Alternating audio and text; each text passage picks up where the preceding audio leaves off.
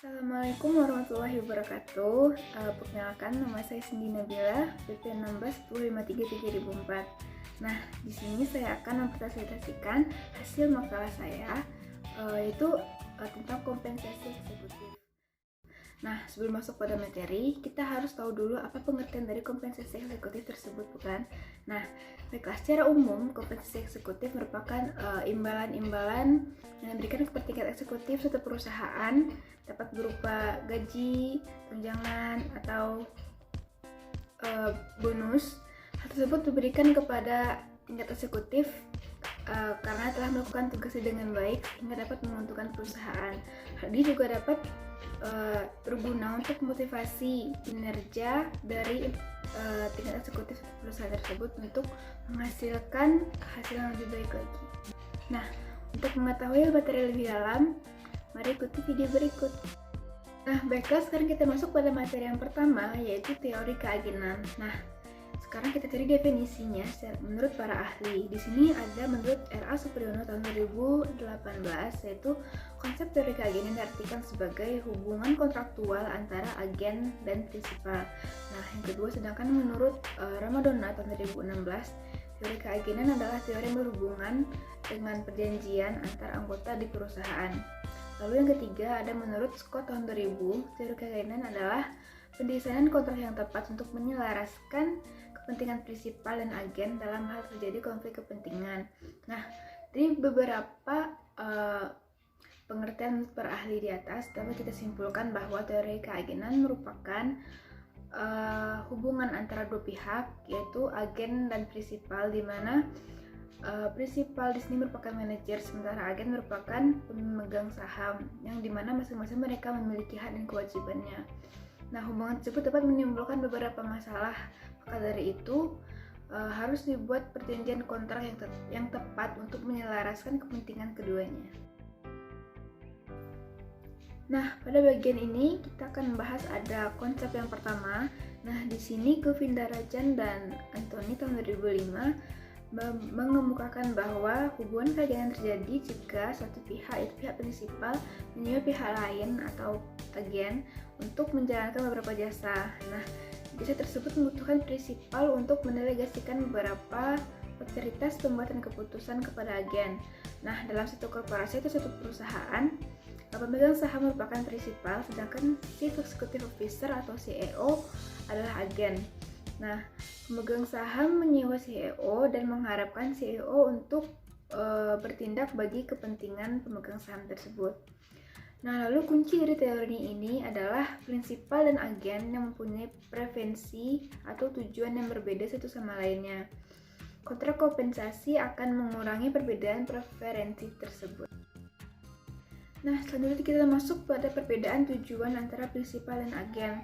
Nah, di sini teori keagenan mendasarkan pada semua individu yang bekerja sesuai dengan kepentingan sendiri. Nah, agen diasumsikan menerima kepuasan tidak hanya dari kompensasi keuangan, tapi juga dari penghasilan tambahan yang berkaitan dengan hubungan keagenan. Misalnya, waktu luang yang banyak, pekerjaan yang menarik, keanggotaan klub, dan fleksibelnya jam kerja. Nah, lalu prinsipal pemegang saham diasumsikan hanya tertarik pada pengembalian keuangan yang diperoleh dari investasi mereka di perusahaan tersebut. Nah, selanjutnya kita masuk pada tidak dapat diamatinya tindakan agen dan mekanisme pengendalian.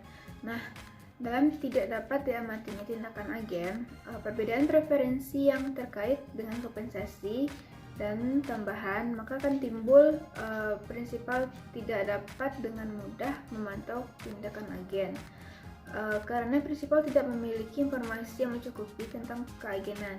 Lalu prinsipal tidak pernah dapat merasa pasti bagaimana usaha agen untuk memberikan kontribusi pada hasil aktual perusahaan tersebut. Nah, lalu dalam mekanisme pengendalian, para penganut teori ini menyatakan bahwa ada dua cara untuk menangani masalah tersebut.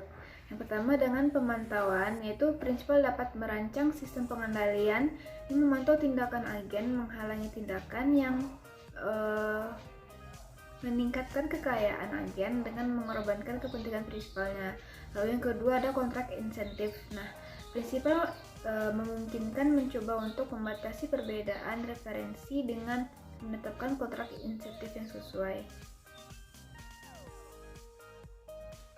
Baiklah, sekarang kita masuk ke bagian kedua, yaitu karakteristik dari rencana kompensasi insentif. Nah, di sini terdapat dua karakteristik. Yang pertama ada rencana insentif jangka pendek. Ini terdapat 3 poin. Nah, poin pertama itu ada total kantong bonus, di mana merupakan jumlah total dari bonus yang dibayarkan kepada sekelompok karyawan yang memiliki kualifikasi suatu tahun tertentu. Nah, rumus tersebut dapat dihitung berdasarkan profitabilitas perusahaan secara keseluruhan di tahun berjalan dengan persetujuan pemegang saham. Lalu ada carry over. Nah, bukan hanya dengan pembayaran total bonus kantong, tapi juga dapat dilakukan dengan carry over tahunan. Setiap tahun komite dari Dewan Komisaris memutuskan seberapa besar yang akan ditambahkan ke carry over atau seberapa besar akumulasi yang akan digunakan jika bonus ternyata lebih rendah. Nah, di sini terdapat dua keunggulan dari metode ini. Yang pertama itu lebih fleksibel karena pembayaran tidak ditentukan secara otomatis oleh suatu rumus dan Dewan Komisaris dapat mengungkapkan penilaian mereka. Lalu yang kedua, dapat mengurangi besarnya fluktuasi yang terjadi ketika pembayaran bonus hanya didasarkan pada jumlah yang dihasilkan dari rumus yang dihitung setiap tahunnya. Nah, lalu pada poin ketiga itu ada kompensasi ditunda. Nah, bonus dihitung secara tahunan, tetapi pembayaran dibagi ke dalam beberapa tahun, biasanya 5 tahun. Pada metode ini, pembayaran sebagian didasarkan pada kinerja beberapa periode yang lalu. Keuntungan dari metode ini yaitu mendorong para pembuat keputusan untuk berpikir jangka panjang. Nah, selanjutnya kita masuk pada rencana insentif jangka panjang. Kompensasi jangka panjang dihubungkan dengan nilai atau harga saham di pasar modal. Alasan mendasar penerapan rencana ini adalah pertumbuhan dalam nilai modal saham perusahaan menunjukkan prestasi perusahaan dalam jangka panjang. Nah, di sini ada 5 opsi. Yang pertama ada opsi saham, yaitu hak untuk membeli sejumlah lembar pada lembar saham atau setelah tanggal tertentu di masa depan dengan harga yang telah disetujui pada tanggal pembelian opsi tersebut. Lalu manfaat dari rencana opsi saham ini yaitu untuk mengarahkan energi para manajer ke arah kinerja jangka panjang maupun jangka pendek dari perusahaan tersebut. Nah, lalu yang kedua ada saham fantom. Di sini merupakan suatu rencana saham yang memberikan penghargaan kepada manajer dengan sejumlah saham secara akuntansi saja. Di akhir periode yang telah ditentukan, eksekutif berhak menerima penghargaan yang berbentuk uang tunai atau lembar saham yang setara dengan apresiasi di nilai pasar dari saham tersebut sejak tanggal penghargaan. Lalu yang ketiga ada hak apresiasi saham. Nah, hak ini merupakan hak untuk menerima pembayaran kas yang didasarkan pada peningkatan nilai saham saja saat pemberian hadiah hingga periode yang telah ditentukan pada masa yang akan datang. Lalu yang terakhir ada saham kinerja, yaitu suatu rencana dalam kinerja memperlakukan penghargaan jumlah saham tertentu pada manajer apabila tujuan jangka panjang telah dipenuhi. Kemudian ada unit kinerja. Nah, penghargaan atas kinerja yaitu penerimaan bonus tunai berupa kas atau tercapainya target jangka panjang tertentu. Rencana ini menghubungkan aspek-aspek dari hak apresiasi saham dan saham kinerja. Lalu kita akan masuk pada yang ketiga, yaitu insentif untuk pejabat korporat. Nah, di sini Antoni Govindarajan tahun 2005 mengemukakan bahwa kompensasi untuk CEO biasanya didiskusikan oleh Komite Kompensasi Dewan Komisaris setelah CEO mempresentasikan rekomendasi kompensasi untuk kompensasi bawahannya. Nah, di sini terdapat ada kompensasi manajer unit bisnis. Itu terdapat bahwa beberapa bentuk opsi dalam pengembangan paket kompensasi manajer di unit usaha. Nah, yang pertama ada ukuran bonus relatif terhadap gaji. Ini ada tingkat bonus. Itu rencana bonus mungkin mempunyai tingkat batas atas dan tingkat batas bawah. Yaitu terkait kinerja dengan adanya tingkat maksimal bonus yang dapat dicapai. Lalu batas bawah merupakan tingkat bawah dengan tidak ada penghargaan bonus yang dapat diberikan. Kedua batas tersebut dapat mengakibatkan dampak yang tidak diinginkan. Pada suatu waktu, manajer unit bisnis dapat menyadari bahwa bonus maksimum telah dicapai atau tidak ada bonus sama sekali, maka sistem bonus dapat bekerja berlawanan dengan cita-cita korporat yang bersangkutan. Lalu ada dasar bonus. Bonus insentif seorang manajer unit bisnis dapat didasarkan hanya pada total laba korporat atau pada laba unit bisnis atau pada campuran keduanya. Nah, dalam suatu perusahaan industri tunggal, yaitu unit bisnis sangat tergantung satu sama lainnya. Bonus manajer terutama dikaitkan dengan kinerja korporat karena kerjasama antar unit itu adalah sangat penting, sangat kontraproduktif jika mendasarkan bonus manajer unit bisnis terutama pada laba perusahaan. Nah, lalu yang kedua ada kriteria kinerjanya. Terdapat masalah yang sulit dalam perencanaan bonus kompensasi untuk manajer unit bisnis, yaitu memutuskan kriteria yang sebaiknya digunakan untuk melakukan penentuan bonus tersebut. Lalu di sini ada kriteria keuangan. Nah, apabila unit bisnis tersebut dapat suatu pusat laba, memiliki kriteria keuangan yang mencakup margin kontribusi laba atau laba langsung unit bisnis, bisa laba unit bisnis yang dapat dikendalikan. Nah, laba sebelum pajak dan laba bersih. Laba tersebut dapat merupakan pusat dari investasi. Lalu kemudian ada penyesuaian untuk faktor-faktor yang tidak dikendalikan. Penyesuaian yang lain menghilangkan efek atau dampak dari kerugian yang disebabkan oleh kejadian alam.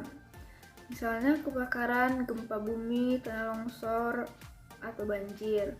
Perusahaan juga akan menghilangkan dampak yang berasal dari kecelakaan yang tidak disebabkan oleh kelalaian manajer perusahaan yang bersangkutan. Lalu manfaat dan kekurangan target keuangan jangka pendek. Nah, mengaitkan bonus manajer unit bisnis ke pencapaian target keuangan tahunan adalah hal yang bagus karena mendorong manajer untuk mencapai cita-cita perusahaan untuk melaksanakan operasi saat ini dan menciptakan aktivitas baru guna memenuhi target perusahaan. Tapi juga akan mendorong tindakan jangka pendek yang tidak sesuai dengan kepentingan jangka panjang perusahaan. Keputusan investasi jangka panjang tidak akan diambil manajer jika merugikan keuangan. Dan manajer mungkin termotivasi untuk memanipulasi data itu guna untuk memenuhi target periode saat ini. Lalu ada mekanisme untuk mengatasi bias jangka pendek.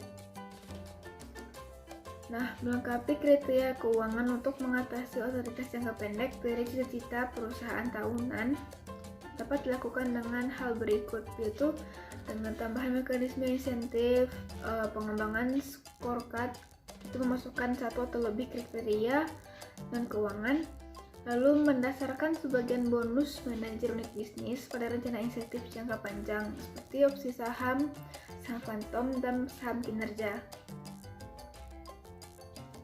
Nah, kelemahan dari penerapan di sini ada tiga, yaitu manajer memiliki kesulitan melihat hubungan antara usaha dan penghargaan mereka dalam skema penghargaan multi tahunan yang dapat mengurangi motivasinya. Lalu yang kedua, jika seorang manajer pensiun atau ditransfer selama periode multi tahunan tersebut, penerapannya akan menjadi kompleks. Dan terakhir, kemungkinan besar faktor-faktor di luar kendali manajer tersebut akan mempengaruhi pencapaian dari target jangka panjang.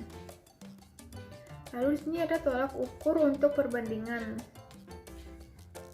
Kinerja seorang manajer unit bisnis dapat dinilai dengan membandingkan hasil aktual dengan anggaran laba, kinerja masa lalu atau kinerja pesaing. Lalu masuk pada pendekatan penentuan bonus. Nah, hanya dengan mengandalkan pada rumus objektif memiliki beberapa keuntungan yang jelas, yaitu yang pertama, sistem penghargaan dapat dispesifikasikan dengan tepat. Lalu, atasan tidak dapat digunakan bias atau favoritisme dalam menilai kinerja bawahannya. Lalu yang ketiga, ada sedikit ketidakpastian atau ambiguitas mengenai standar kinerjanya. Sementara kerugiannya yaitu manajer kurang memperhatikan kinerja dari unit bisnis mereka di dimensi-dimensi yang penting tetapi sulit dikuantifikasikan atau penelitian dan pengembangan seperti SDM.